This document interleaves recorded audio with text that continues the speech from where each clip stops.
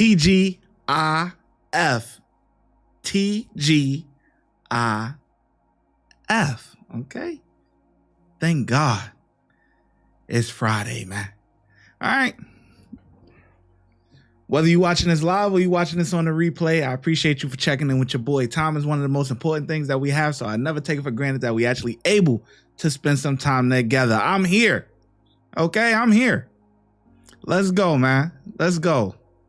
Let's go. Let's see who's in the building right now. Let's see who's in the building, man. We got Wanda here. Diane is here. Casey is here. Bear is here.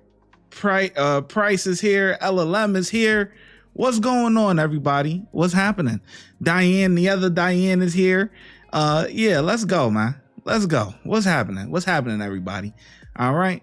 Yes, we got Memorial Day. Was it? No, what was that? Yeah, we got Memorial Day. All right. And yeah, man. So we got one today. Oh, Andrea is here. Georgia is here. Okay. What's happening, everybody? We got through the week. We got through another week. Time is going fast, you know. Boom. Blink of an eye, man. You know, we almost halfway through the year. Feel like the year just started. Anyway, so we got a video from the Bloody Bunny. All right. And the title of the video is, oh wait, before we even go into that, man, for those of you guys who tuned into the live yesterday that happened on my second channel, I greatly appreciate that, man. You guys found me. And that's what I was, you know, I wanted to see. Was y'all gonna find me, you know? Hide and go seek type vibes, you know? But anyway, you guys found me. But anyway, we got a video from the Bloody Bunny, and the title of the video is Evil Chief Realizes Cops Found His Disgusting Secret. Okay, his disgusting secret. So let's find out what this actual secret is. Let me do this real quick. Move this over here. Put this right here. Put this right here. Move it over. Minimize it a little bit. And boom. We are here. We are here. We are good to go. Yeah. All right. Let's get to it, man. Let's get locked in. Let's go. Mr. Evers was found deceased today. They located him inside, covered up with a car cover. I reviewed those video cameras. I've shown that video to Michael and your wife. All of those people identified individual on video. The man who's about to become the focus of this entire investigation is Brian Keith Easterling, 53 years old, a fire chief and someone who, in theory, should be used to responding to emergencies, not causing them. What if I told you I have you on video and you pull a pistol out of your right front pocket and shoot him once in the back of the head? When officers arrive at this scene, they already know something doesn't add up. A local businessman, Michael Evers, has been missing for days. His business is closed, and none of his vehicles are where they should be. What really begins to shift the way this case is understood isn't just his absence. It's the fact that the last person who saw him is someone from his inner circle. I don't understand why. Firefighter for 26 years out there, current fire chief, this guy didn't do this. The question is no longer where he is, but what actually happened inside that place. It's 2011, I think. So it's newer. It had a car hauler trailer on the back of it. Okay. He said it. He said white. And it's not at his house or here. Oh, really? Yeah. Okay. All right. You on the stage? Yeah, I have, oh, yeah, I talked to Pat. yeah, I don't know what's going on. You got a call for this guy. Haven't heard from him in a while. So they go over to the house to do a welfare check. They see blood on the inside. Sometimes they make entry, search the house, can't find it. So then a PPD officer's like, well, I know the guy. He has a shop over here. So they come over here with the daughter-in-law or the sister-in-law who gives them access. And they walk in, and that's where they find him. He was covered up on his face, and he has a gash in the back of his head. And his truck's missing. Truck's not at the house, truck's not here. It's a 2011 Duramax. I'd imagine you might be able to pinpoint that. Officers still don't have a clear story, but there are already several things that don't line up. Michael Evers is missing. His vehicle's missing too, and there are no signs that he left voluntarily. That alone changes how this is interpreted. When someone disappears and leaves their routine behind, there's usually something that explains it. Not here. Everything just stops abruptly. The turning point comes with what they find at the business. I gotta go through David and find the information. Damn, I'm smelling. How long is he supposed to have been down? Do we know? I have to get that information again, but I think the last time that guy I was talking to spoke to him was Monday. So that's a pretty good while, but he doesn't look, he's not like decomp. I smells a little bit in there, but it ain't bad. Then now they're telling me about somebody named Brian, who he was with. I gotta get the date. I left my pad, so I'm gonna write all that down. But he was with him when they came to pick up some of his cars. He has a lot of collection or classic cars. Yeah. And he said in the past they've had some falling out. So he goes, I was kind of surprised to see him with. Gotcha. So, okay. Yeah, possible something there.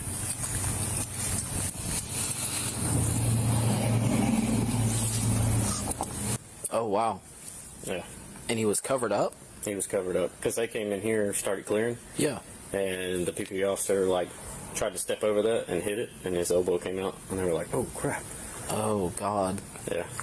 Has anybody been through his pockets yet? I haven't touched anything. Okay. You see how it's like gaped open like that? Yeah. Yeah, I was just looking at that too.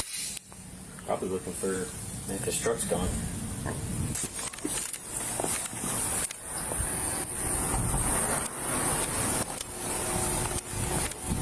The body is covered. That detail matters. Covering a body implies a follow-up action. Someone remained at the scene after everything happened. Then there's another detail. One of the victim's pockets appears to be open.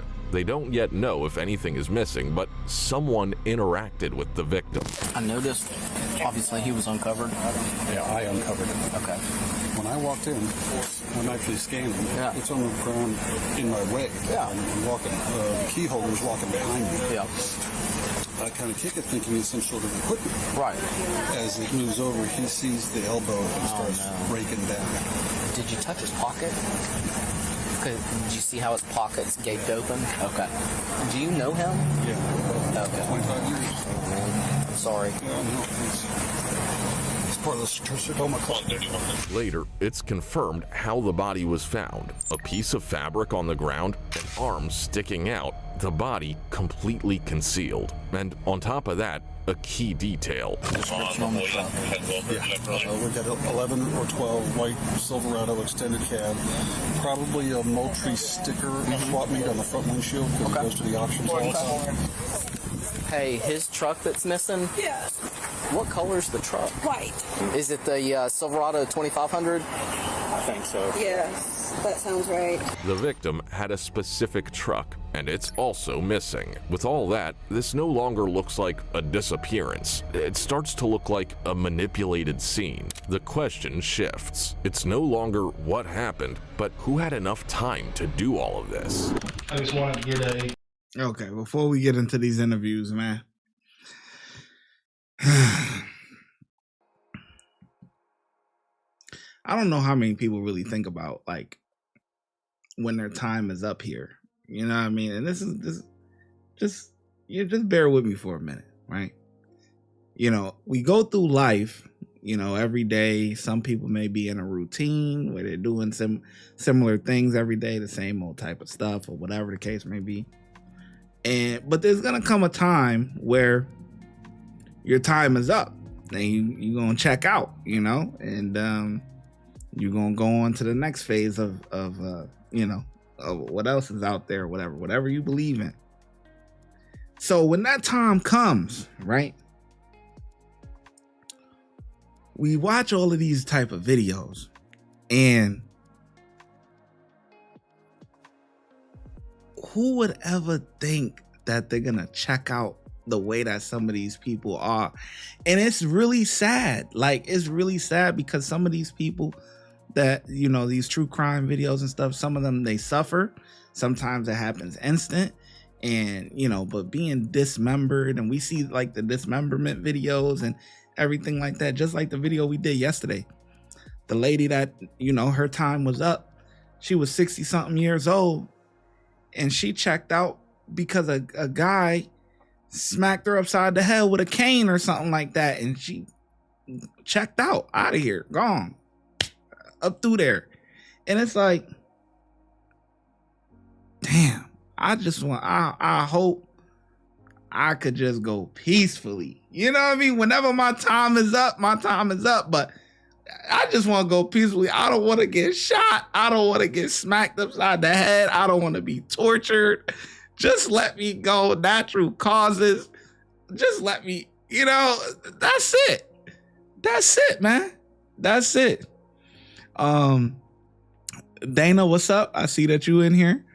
You know, yeah. And LLM, you might have to put me on to some channels, man. Because you the way you watch YouTube, boy, you be on here all day and night watching everything. Like, so some of these true crime videos and stuff, I don't, you know, honestly, I don't know that many true crime videos or that many true crime channels. So you kind of see the same kind of channel, you know, Dr. Williams, or not Dr. Williams, Detective Williams, the Bloody Bunny, whatchamacallit, what's the other ones? EWU, Bodycam, when they have their longer videos.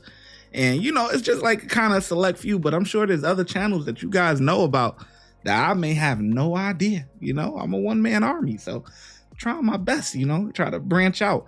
Just like I just dropped another video right before this live where it was a police chase or whatever. You know, I don't be doing them police chases. But I did drop a police chase video from a new channel or from another channel that I never did on this page before. So, you know, I'm always looking forward to finding new channels, you know, because the same stuff kind of gets recycled, man. And I'm starting to notice it. But anyway, let's go, man. Hopefully, like I said, it's sad to see, you know, these people checking out the way that they're checking out of here. And we could just hope that when it's our time to go, it's peaceful, man. Because I'm sure none of us think that we're going to end up like this, but who knows, man. No video recorded interview with you. Just completely dumbfounded about it all, you know. I'm just trying to think back about him asking me to borrow my truck that day, you know. I mean, because it's so unlike him, you know. Obviously, we showed up this evening to serve a search warrant and arrest warrant on your neighbor. While we were there, we looked across the street. We saw a truck we were looking for also. And we spoke with you about that truck.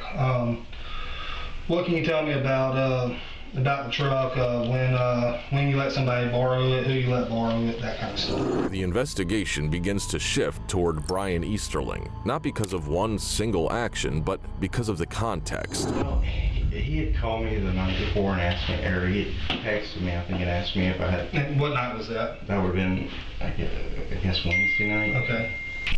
Looking back on it, I can remember telling Andy the other night, it was like 7:30, I was like, I thought he just had to go get a rim fixed or something, you know what I mean? And I thought it was weird that he went back, you know, because he usually, if he was far, so he'd bring it right back. And that was about 7:30? I guess that would have been Thursday night. Thursday evening? Okay. Okay, and I showed you a picture while we were... I mean, I could have seen it that morning. I mean, that was definitely him in the picture. Yes, sir. And I'm going to show you the picture. He would be the last person. Come on, Georgia. The individual in that picture It's definitely him, man. is definitely Brian. No doubt about it. All right, Glenn, investigative team that we talked earlier out there on scene. Yes. Mr. Glenn Arnie. We were out there talking to Michael on scene about his truck. I know that we'd asked Michael about, you know, if he'd seen any Mustangs or anything over there. You know, he said he doesn't know much about cars and knows that you help Brian with cars from time to time. That's when he called you over to see if you know what we were talking about. And you mind telling me again what you told me about the Mustang the past few days? He's not a stranger. He had been part of the victim's life for over 15 years. They were friends, business partners, working together on car deals. That's where the conflict comes in. Sunday, I was helping my brother out on the job site. Excuse me, Saturday. My apologies. I helped him all day, and we was over off of Melton Road doing a job, and I got a phone call around 1-ish, and I was asked if I could to go get a car in Milton. Who did you get a phone call from? Brian Easterly. Okay. He said it was a Mustang sitting on a trailer over there at a guy's car. His truck broke down. Truck got towed back to Orange Beach, and said that the tow truck will not tow the trailer or the car because that means. So he offered me $100 to go over there and get the car and bring it back. You showed me, you told me that where you went and got it, you said you picked up the car about 4 o'clock. Yes, sir. And it was in the back of a church parking lot. That's correct, all right, so and it was you and your wife that went. That's correct. Yesterday and picked it up, and then you towed it back, doing your friend a favor. Yes, sir. Of course, Michael calls me tonight and says, "Hey, Glenn, something's going on over here at Brian's." Well, I thought somebody got hurt, and so I wanted to make sure what was going on. And in a way, I'm really glad I really bumped into this, so I understand what that car's about. Yes, sir. So now I just want the car taken off the property, and really, I don't want nothing to do with this car. Absolutely. Brian tried to sell you the car? Well, he had told me they were. He said the guy was wanting to sell the car for $18,000 or $20,000 with the trailer. Okay. And that's what and I got that in text message. Is there any particular reason why he wouldn't be driving his truck that day? He said there was a scratch or something Michael had ran into a mailbox. You said that Michael had ran into a mailbox? Okay. Take it to see what Mike could do or something. So Brian was driving Michael's truck? I didn't see him drive it any time. That's what he said. Has your husband had any financial problems lately or anything? I know he was working with cars with Mike. They sold a car. They sold a car? That's what I was told. Do you know of any issues between Mike and Brian? No. Would Brian have any reason to hurt Mike? I don't think so. They're friends. According to the investigation, there was a debt of approximately $25,000. That introduces a clear motive. His profile also matters. Brian is a fire chief. He's trained to handle critical situations and stay in control. That detail changes how his actions are interpreted. When someone with that level of training is involved, impulsiveness becomes a weaker explanation. The focus shifts away from just his presence and toward when this problem actually began. Saturday, did y'all go to Atmore? What? Saturday. Yeah? Yes. Okay. What was the reason for going to Atmore? He just wanted to go. He just wanted to go? Did y'all go to the casino? Or okay. So you went to the casino on Saturday. Do you know anything about Brian contacting Glenn and asking him to pick up a car and trailer? When? That would have been Saturday that he contacted him, asking him to go pick up a car and a trailer. It's a '67 Mustang Gray. Looks like the Eleanor car from Passenger. In the garage, yes. You had it in the garage? I think it was in the shop. Okay. What starts to emerge now is a sequence, not an isolated moment, but a chain of decisions. After everything happens, Brian doesn't disappear or lose control. He keeps moving. He moves around, organizes things, maintains a routine that, from the outside, looks normal. With context, it isn't. See, this is why you can't mix friendship with business, man. I'm sorry. It can work sometimes, but very rarely, man. Very rarely is it gonna work. There's always gonna be some sort of problem, or someone's gonna get greedy over money or, you know, business decisions and stuff like that. That's why you know, a lot of times you're probably better off being with either alone. If you got a business, you're better off being alone, right? Or if you do have a business partner, you know, not someone that you like know, like as far as like a friend, you know, that could get into muddy waters. Just like if you're going into business with a significant other and stuff, it's too much. You know, if you work your job and then you go home and you with your significant other, it's two completely separate things. You know, it's the same thing with like friendships and business. You know, you go work your job and then you go hang out with the boys, or you go hang out with your significant other, you go hang out with the girls. It's completely separate. When you seeing each other a lot and then you mixing business decisions, money, some people in debt, some people in, you know, it could get muddy waters, man.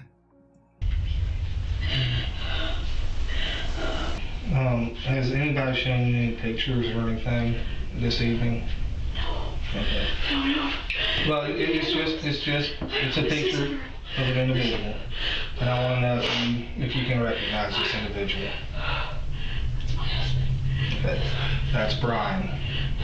That same day, according to the report, he shoots, covers the body, takes the phone, and leaves. What matters isn't just the action, it's the absence of disorder. There's no chaos. There's continuity. That level of control starts to matter. Then there's an explanation. The damaged vehicle taken to the shop. On its own, it might sound reasonable, but in this context, it feels like a version that appears afterward. The situation no longer feels spontaneous. It starts to look like something that had been building over time. My name's Josh Timo. I'm an investigator with the Escambia County Sheriff's Office. Man, where your clothes at, man? What's going on here? No shoes, no socks, no shirt. Can you think of any reason why we want to talk to you this evening, Brian? No. Okay. I've spoken to Michael that lives across the street from you. Mm-hmm. I've spoken to Glenn. You know, there was an incident that happened on Thursday. Okay. In Escambia County. Were you in Escambia County on Thursday? Yes. All right. What were you doing in Escambia County? I went and visited Mike Evers at Mako. At Mako? Okay. And after you left Mako, where did you head? I came back here and had a meeting at the fire station at 7 o'clock. Okay. Mr. Evers was found deceased today. Okay. Mm-hmm. A family member called in a welfare check for him. Pensacola Police Department went to his residence, weren't able to find him. They went to his business on Cragen Road. Okay. They located him inside, covered up with a car cover. Okay. When I got there, I learned that there's video cameras inside and outside. There at 3939 Cragen Road. Mm-hmm. Okay. I reviewed those video cameras. Okay. I've shown that video to Michael, Glenn, and your wife, along with two people that were at Mako when you and Mike met there. All of those people identified the individual on video as you. Everything up to this point loses weight against one single element, the video. The evidence is direct. It shows Brian entering, waiting, and shooting from behind. There's no confrontation, no visible threat. It is an execution. After that, the behavior stays consistent. He covers the body, takes the phone, and leaves. That behavior removes any interpretation of impulsiveness. Very good. Coward. Just like the video that we did yesterday, where you know the lady, dude kills a lady or whatever. She said something about She said something about his ex-girlfriend or whatever the case may be, and then he whacks her over the head while her back is turned. Okay, this is the same thing. You shoot a man while his back is turned. Coward, man. Coward. Video. Very clear video. I'd be happy to show you just how clear it is walking into the building. Okay. So I'd like to ask you again, when you left Mako, where did you go? Well, I swung by there to pick up some parts and then headed back. What happened there on Crane Road? Mike had to go to some kind of function, and so I was in a hurry. So we just swung by there, picked up some parts, and then I left. Okay. What truck did you drive to Pensacola that day? Michael's truck. What truck did you leave Mike's shop in? Michael's truck. Okay. What truck did you use to drop the Mustang and trailer off at the church in Milton? I didn't drop it.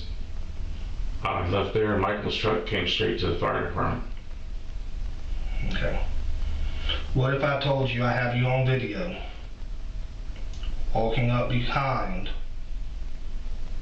Mike when y'all are over by the orange truck, red truck, talking, and you pull a pistol out of your right front pocket and shoot him once in the back of the head? I told you, I've got the whole thing on video. Yeah.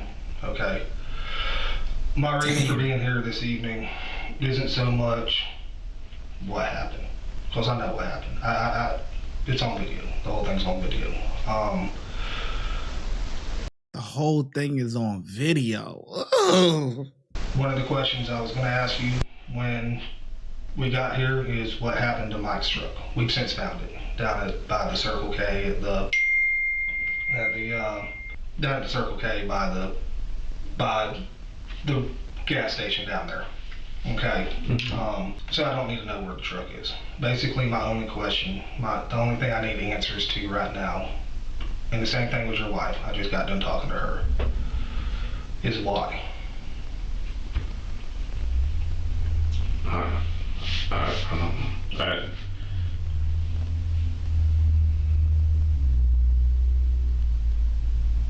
And I'll be honest with you, when we started investigating this morning, and I mean, you see the picture I got from the video, it's crystal clear, all the cameras are. And I start looking into you. I don't understand why. I mean, you retired Air Force? Civil service. Civil service, firefighter for 26 years out there? Yeah. Current fire chief of Baker. And I kept telling myself, I'm like, something's not right here. This doesn't make sense. This guy didn't do this. This guy doesn't have a history. You're 52, 53 years old? 52. I mean, you got some little DV stuff, in the early 2000s, Some what? Domestic violence stuff. Oh, yeah. In the early 2000s, but nothing like this, and and it looks like you and Mike are just having a conversation. I mean, when I talked to the manager at the Mako, she said y'all hung out there until about 5 o'clock. She had to leave at some point, but came back and y'all were hanging out in the office just talking. So it doesn't sound like there's any animosity there. So Yeah, Price. There's no fast food for this one. They got it all on video, man. Whether he talk or not, it's over. It's over. They got the whole video. That's why the detective said, he said, listen, I know what happened. He got the whole video from start to finish. He got the whole video, man.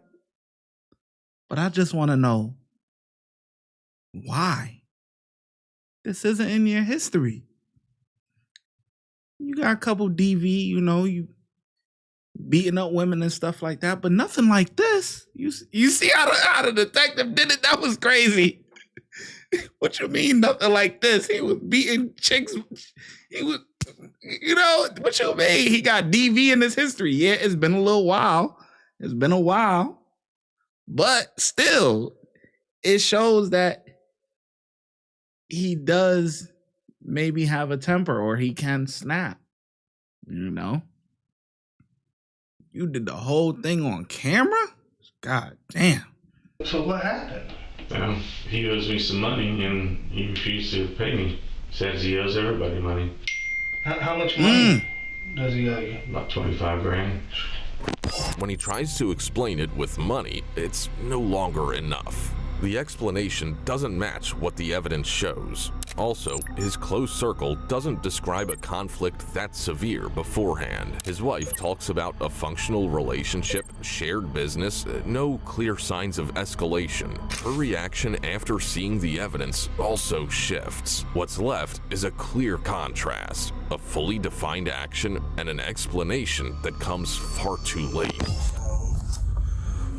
Gave me this sob story about building this new shop and, you know. What was the reasoning for taking the trailer and the car? To get my 25 grand. Okay, to sell it, to get your money? Okay. So, if you don't mind, we'll just kind of start over a little bit. Why did you use Michael's truck that day? Oh, well, because Michael had backed over our mailbox the day before, Okay. and I was going to ask Mike to see if he could fix it for him as a favor. Okay. Did Michael know that? Because Michael was under the impression that your truck was broken, something about a tire, that you needed to borrow his truck that day. No, I just was asking Michael if he could look at where he backed over our mailbox the day before. Okay. So what time do you think you got to the Mako that day? Well, we were supposed to go have lunch, but he had some employees calling sick and one's got COVID. And but he couldn't leave Mako. And then his daughter-in-law, or stepdaughter, had to leave. So we waited, and then I had to get back, and he was just kind of blowing me off. So I just. Well, yeah, he owed you 25 grand. I can understand him blowing you off. I'm sure that pissed you off quite a bit. It would me. So you'll hang out at the Mako until about 5-ish? Yeah, it was, like 5, because I told him I had to get back. Okay. And he said, we'll run by this thing. He had some parts, and then he was going to give me the money. And then when we got there, he said he didn't have the money, that he owed somebody else $9,000 and had to put $30,000 in his in the account just to keep Mako afloat. Just more excuses. So. Yeah, the whole time he's building a new shop. Yeah. So. I mean, has all those cars and you can't do nothing with them. Yeah. So y'all get back to the shop there on Creighton. Walk me. You weren't there long, so just kind of walk me. No, he walked in and he said he was going to go get money, and then he went in there and he came back out and he was like, "Listen, man, I just don't have your money." And I'm like, "Well, I got bills to pay and stuff to do, and it's been all week. I'm supposed to be over there, and I finally picked up one of my cars that was over there. It's been there for a long time, and then I don't know. I just got fed up of being lied to, and then turn around and he buys more cars, and Now, was the 25 grand like a one-time thing, or did did it start with him owing you 5 grand and then 10 grand and then 15, or? Well, we were supposed to be partners in a car, and he didn't come up with his side of the money, and then he needed to borrow some money, and then it just ended up being a total of 25 grand. Okay. So, after you shot him, what did you take out of his pockets? Just his phone. Just his phone? And then you covered him up? Yeah. What was the thought behind that? I don't know, it was just rage. I mean, I shouldn't have done it. I know I didn't, but I just feel like I was just getting the wrong end. From what I can see, you go outside, you get in Michael's truck. You go and park that kind of down around the corner. Then you come back and you get Mike's truck. What was your thinking? What was your reasoning with taking Mike's truck? And Really, I was going to take it to his house and just take the Mustang, but I don't know, I was just driving. I had to get back, so I was just figured I'd just drop off the Mustang and go. So, did you take interstate, or? Yeah, I took the interstate. Took interstate. From the looks of it, up to probably Baghdad exit. Yeah. Okay. Why'd you pick the church? Just a big open parking lot, or? Yeah, I just gonna drop it off. Okay. And then from there, which way did you go back to Pensacola? I think I took 90. Okay. Took 90 back to Pensacola. Pull up down there by the red light. I'm guessing at a apartment complex or something. Left his truck. Mm-hmm. And then did you walk back? Honestly, he's not listening to the detective, man. You can see the look on his face. Just look. I'm gonna make it a little bit bigger. Look at the look on his face, man. He's not even looking at the detective in his eyes.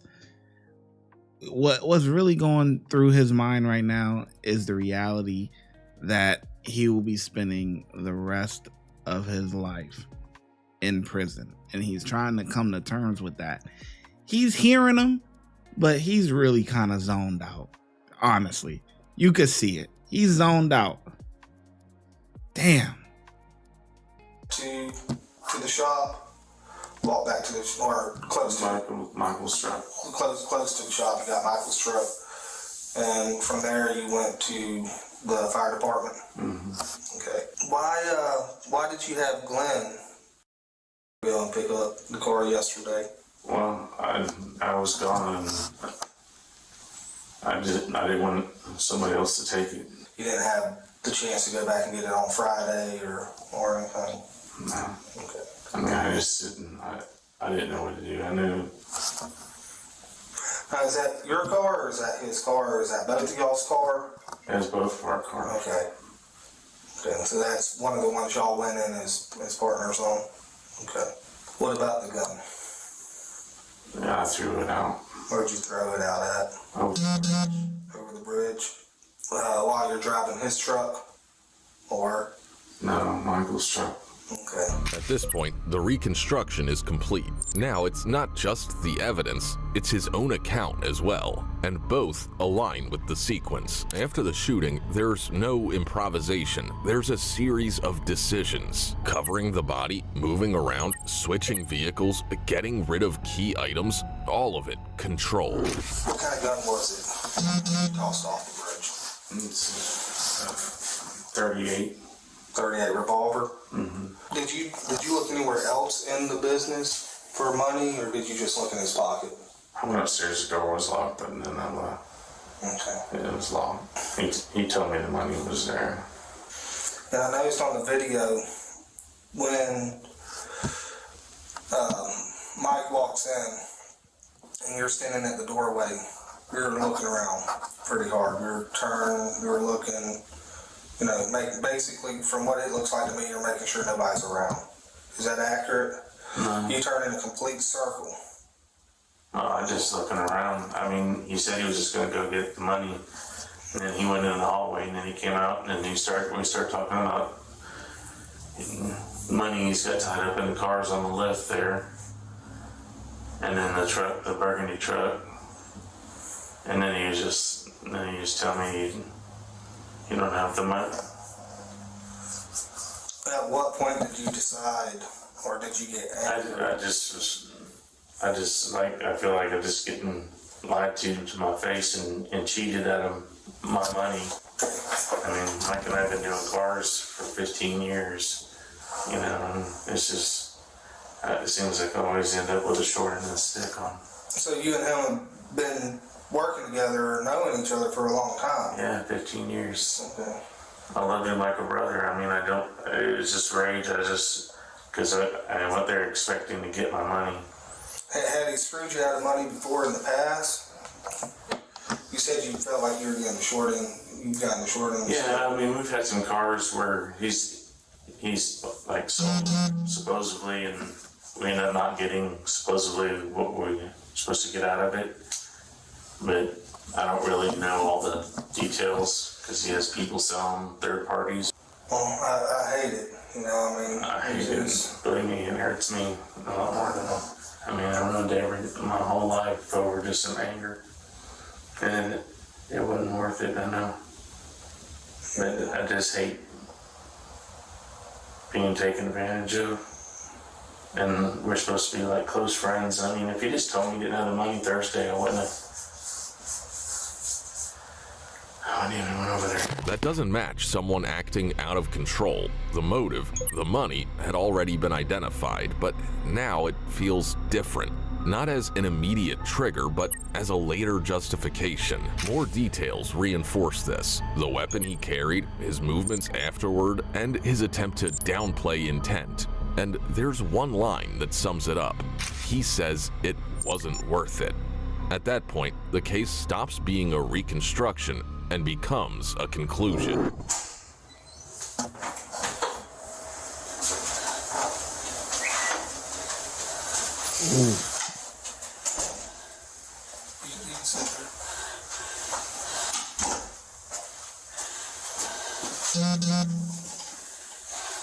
Damn. You see, when people do things like this, you're not only ruining your life, you're ruining a lot of people's lives, you know. A lot of people got to go through this with you, you know, your loved ones, the person that you hurt, their family, everybody is being affected by this selfish act. I mean, money ruins a lot of relationships. It ruins a lot of things. Money, stuff like that, you know, it's just, but that's why you don't go into business with your friends. You just don't. I'm sorry.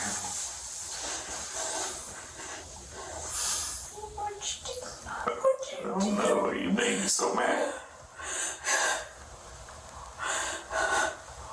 Made you so mad. What happened? He was supposed to pay me back $25,000, and he didn't. He told me he had to put $30,000 in the bank to cover for Mako. You told me that he was hurting. He was hurting but it's always an excuse, always for an excuse. But what did you do? I just lost it. It just made me so mad. You just blew me off like I'm not important, and just totally just, you know, it's like, oh well, you know, he doesn't care about what I have to have or what I need. And it was just rage. I was just so mad. But you just left him. I know. What'd you do? You just shot him? I just panicked. I was just so upset because he just listen. I know. I'm sorry. I ruined everything, and I lost my temper. And he wasn't gonna just belittle me. What were you thinking? Nothing. I wasn't. It's my rage. I'm sorry. I know. But please, just listen to me. I know. I'm not worried about me. I deserve whatever happens to me. It's all of us. I know. I must say, I at least can respect that. He understands it's over. His life as he knows it is over. And he's gonna accept the consequences. Whatever happens to me deserves, you know, I deserve it. I could respect that, you know. I could respect that. His rage. He got DV in his history. I'm sure his wife's done seen his rage before, you know. But he big time in the town. Fire chief, doing his thing, got a little business on the side. You know, got $25,000 to just shell out. You know, you big time, man. But, man. I think I'm not gonna ever get to see my kids or my grandkids or you. But please, for me. I loved him like a brother. Why did you buy his car? What's that? Why did you buy this car? Well, because I got money in that car. Did you take money after you what did you do? No, nothing. He didn't. See, I feel like the detectives told her to like ask him certain questions, because honestly, I feel like a wife ain't gonna be asking all of that. Did you take his car? Did you buy them? Did you get any money? Like, come on, man. She not gonna be asking all of that. She's just gonna be pretty much, you know, she's gonna be crying like how she is now, but just, you know, probably ask, you know, what happened and you know, why did you do this? You know, stuff like that. But she's kind of getting really like in the weeds and asking certain questions, and I'm like, nah. The detectives told her to ask some of these questions, because that's not. Listen, no. He didn't have any money. He didn't have anything, so I don't know why he tried to tell me he did. I know. I don't know. I can't take it back. After that second, I didn't know what to do. I panicked. What did you do? You just shot? You just pulled your gun out and shot it? It was just rage. He turned his back to me and he just like, and I just snapped. Honey, I'm sorry. We've always talked about people doing stuff like that now, crazy and what ruin people's lives. I know. But I just lost my temper. I never have done it before. I mean, I don't know. It's okay. I just feel like he just jerking me around, and I'm so sorry, honey. I'm so sorry. But just take care of yourself, and there's nothing like. Hey, Casey, good point. I feel the same thing. She said, I almost feel like wife's going on is a performance. Yes, it is performative, man. Because she's like, so what did you do? Did you just shoot him? Did you just what? Like, you're trying to pull like extra information. There's something off about this whole thing, man. I ain't gonna lie. This interaction right here, no, there's something off. Just try to take care of yourself and the grandkids, and just tell everybody I love them. But please make sure somebody takes you to the airport. I know, but somebody has to, because she can't take care of herself. Just call your dad and explain to him, let him help you sell my truck, sell the camper, sell the house if you need to, and just take care of yourself. I need to know, is there anything else I need? What? Is there anything else I need to know? This doesn't seem right. How did you come home and be calm? What you just left. Well, after see, like, is there anything else I need to know? Why didn't you just come home? Did you what did you do when you left? Like, that shit is this ain't right. This is this ain't. Come on, man. Come on. This ain't right, man. This ain't right. This is no. Them detectives, them cops, they put her up to this. This is not normal. They're not gonna. Your loved ones, if they give you a chance to talk or whatever the case may be, it's not gonna be like this. Like, this is hell nah, man. There's nothing and I was just like, what the fuck did I just do? I can't believe it. You don't have rage like that. What's that? You don't have rage like that. I just. You never hurt people. I don't.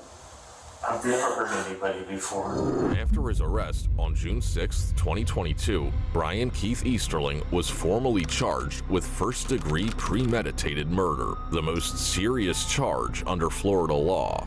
During initial interrogations, he admitted to the shooting, citing the financial dispute as the motive. However, during the trial, his defense argued that he acted in self-defense, claiming he believed the victim posed a threat. That version did not hold up against the evidence. Hell no. The key element in this case was the surveillance video from the business, which clearly showed the shot being fired from behind with no signs of confrontation.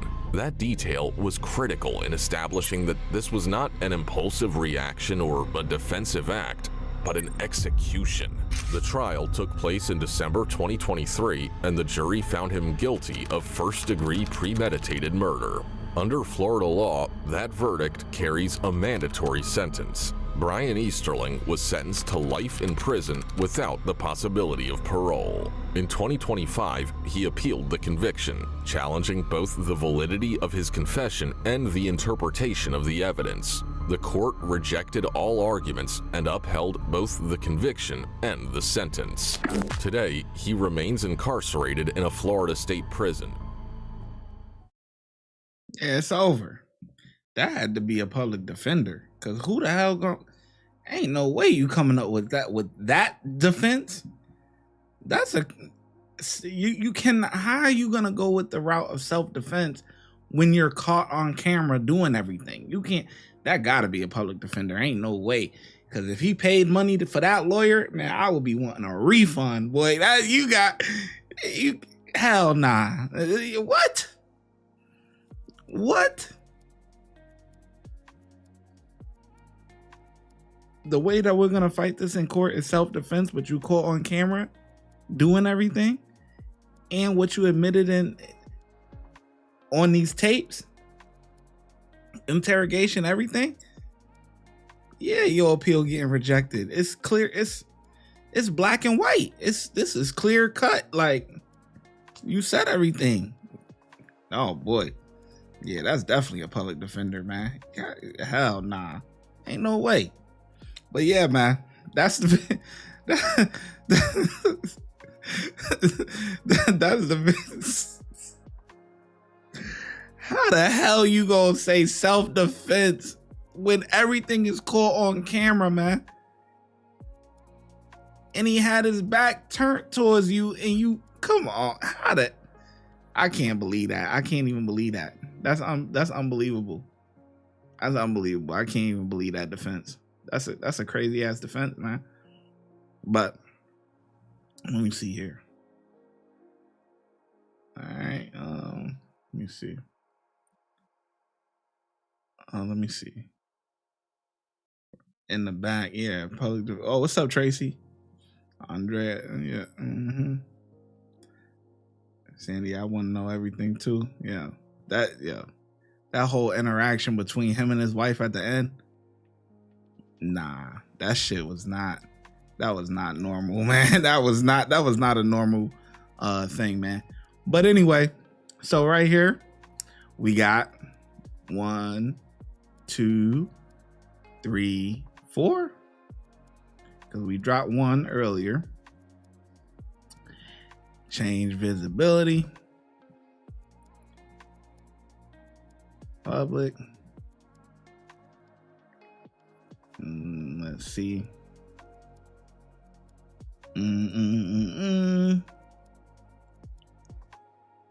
Come on. All right. Yeah, I got 4 new videos, man. If you're tired of me, I get it. I understand. Watch it tomorrow. Enjoy your evening though. But you got 4 new videos. 5 today, you know, if you caught the one earlier, whatever. It is what it is, you know what I'm saying? So yeah, I'll catch you guys on Monday. And for you guys that are members, you know the post is up. So you know what you gotta do. You know what I'm saying? If you know. And that's it, man. You guys enjoy your evening. I'm gonna catch y'all on the flip side. You hear me? Peace.